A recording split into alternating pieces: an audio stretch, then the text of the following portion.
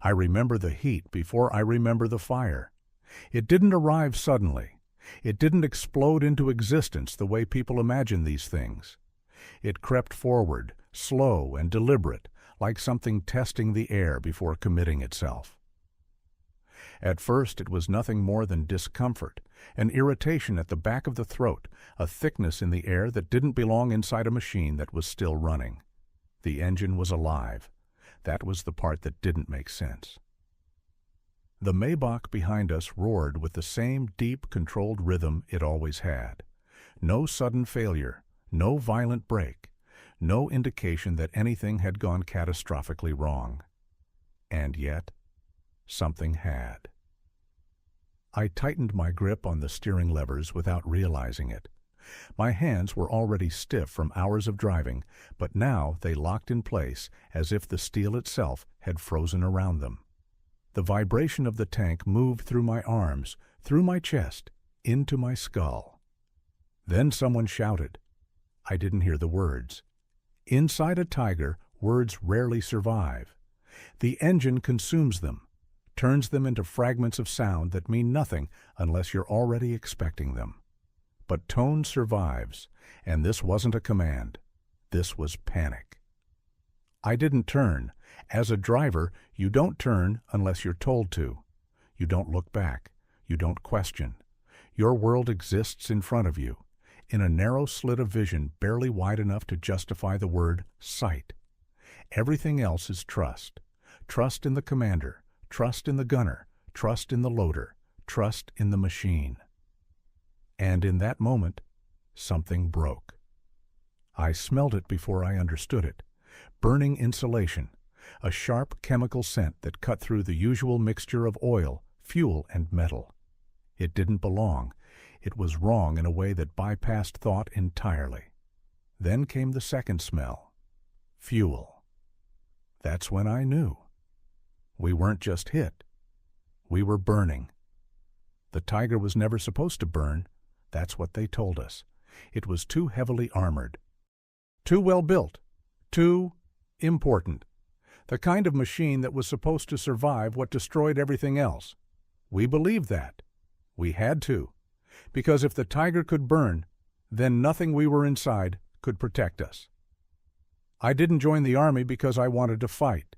No one I knew did, not really. Some said they did. Some believed it. Most were lying, to themselves, to each other, to anyone who would listen. I came from a factory town where the sky was never clean. Steel production. That was our life. Day after day, the same rhythm. Machines breaking, machines being repaired, the smell of hot metal, the sound of grinding gears. I understood machines. They were honest. If something failed, there was a reason. If something broke, it could be fixed. War was different. When they assigned me to armored units, I thought it was luck, better than infantry, better than freezing in mud or dying in a trench.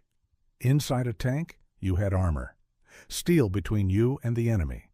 Steel between you and death. That's what I believed.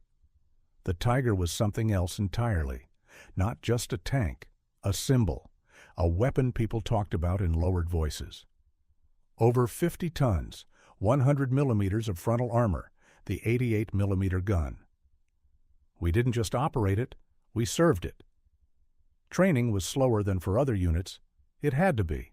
The Tiger didn't forgive mistakes. The steering system wasn't simple. You didn't turn a wheel. You pulled levers, heavy levers. Each movement required force.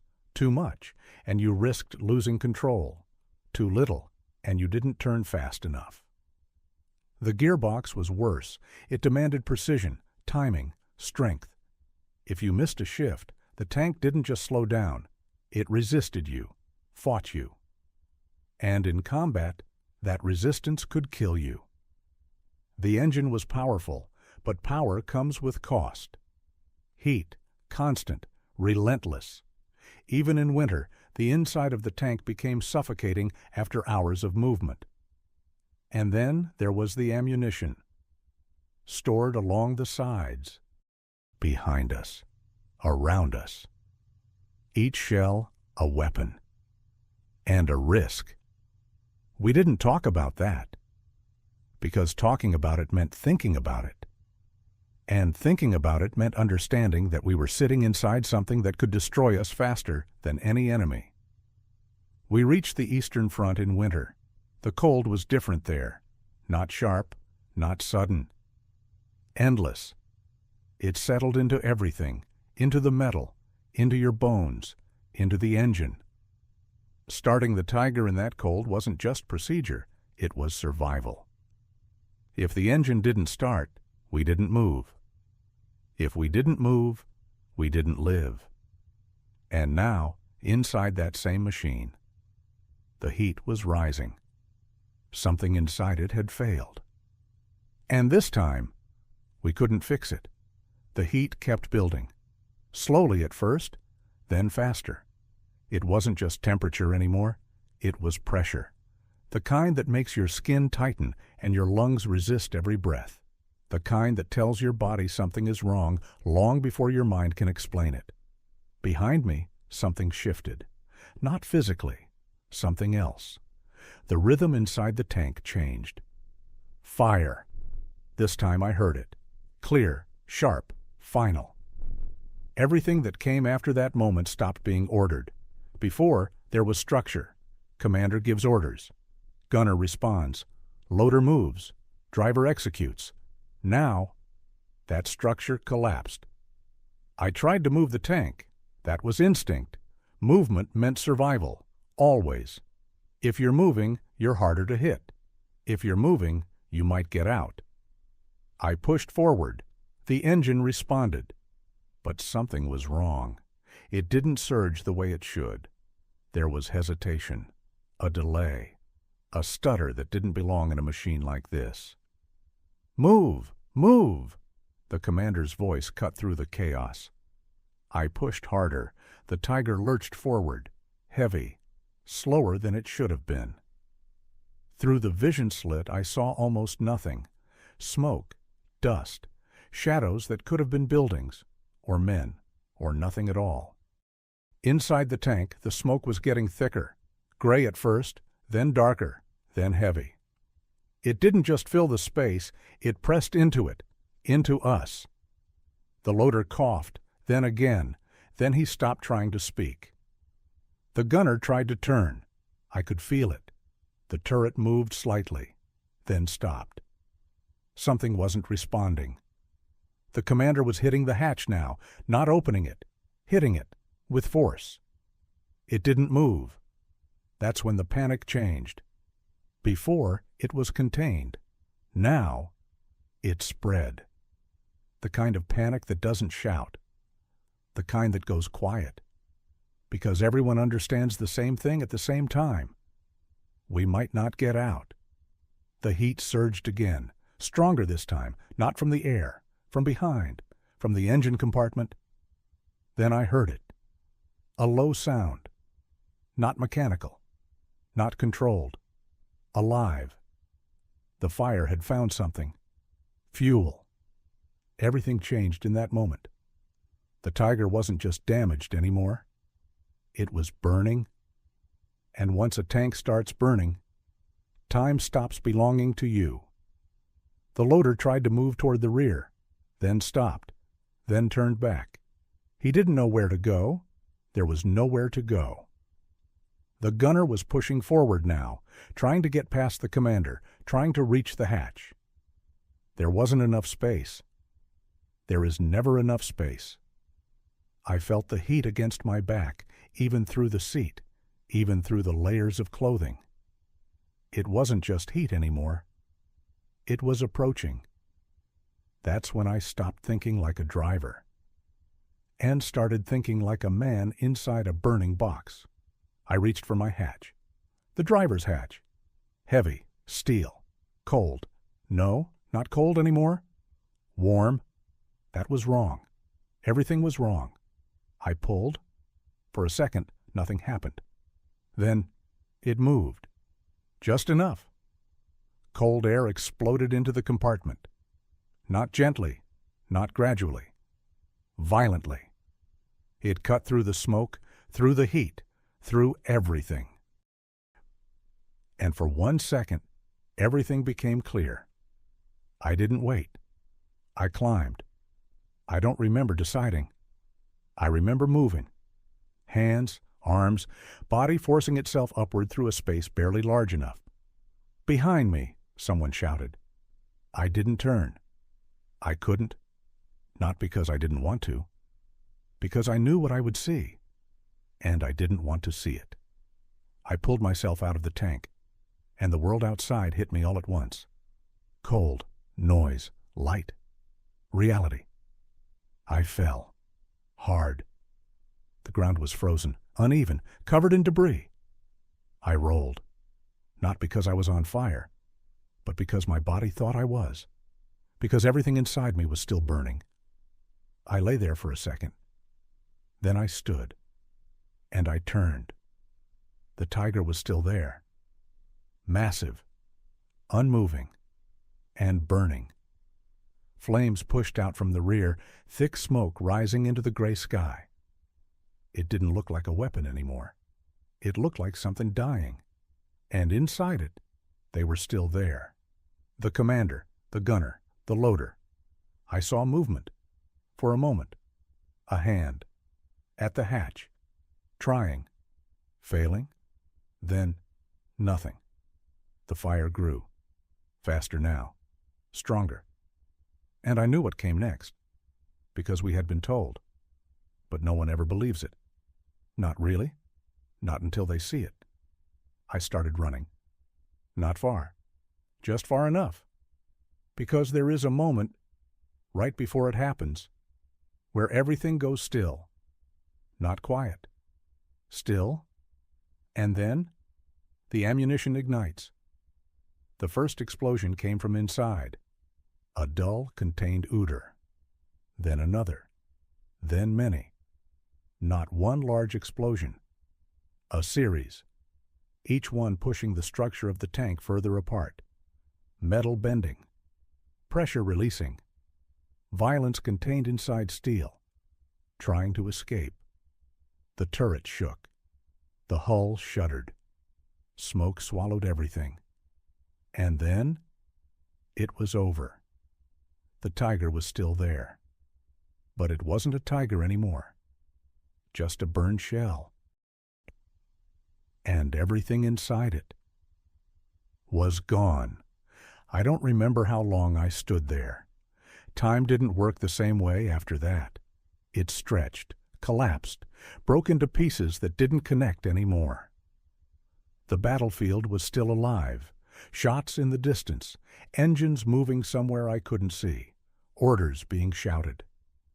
But none of it felt real.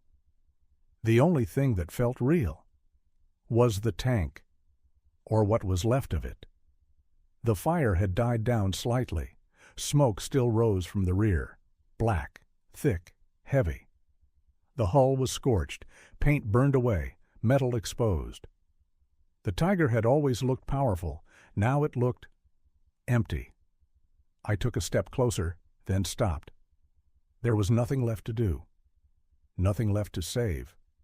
And yet, I couldn't leave. Because part of me was still inside. Not physically, but something else. Something that had been there with them. In that space. In that moment. I remember thinking, this is what it really is. Not the armor, not the gun, not the power. This, the ending, the moment when everything fails. And there is no plan, no order, no structure, just fire, and steel, and men inside it. We were taught that the tiger was superior, that it gave us an advantage, that it made us stronger. And in many ways, it did. But no one talked about this part. What happens when it stops working? When the machine turns against you? When the thing that protects you becomes the thing that traps you? Because inside a tank, you don't escape easily. You don't run. You climb. You fight the machine.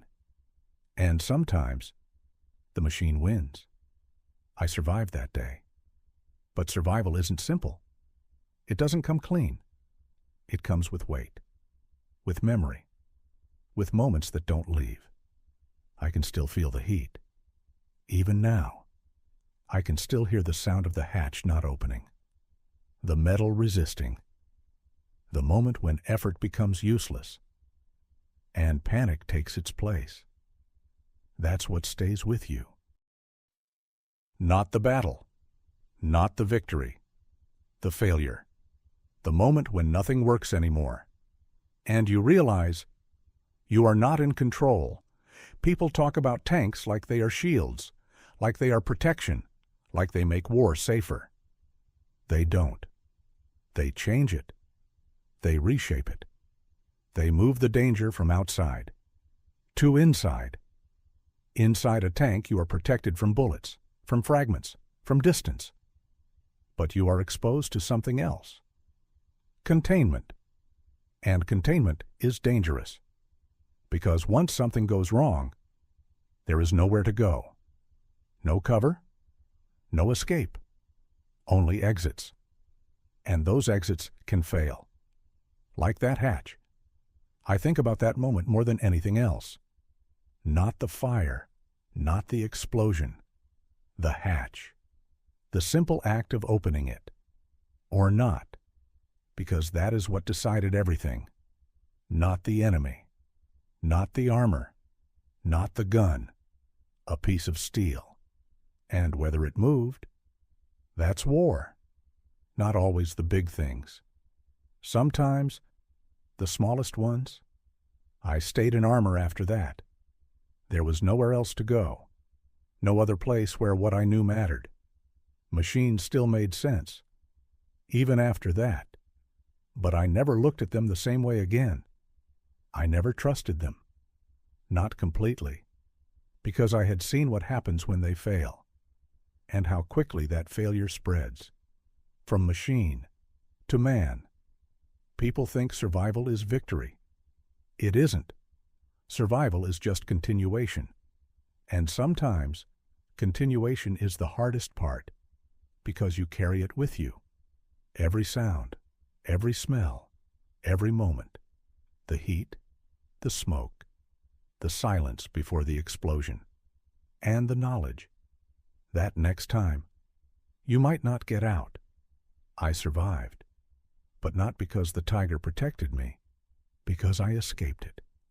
And that is not something I will ever forget or forgive, because somewhere inside that burned shell, 3 men didn't, and they never will.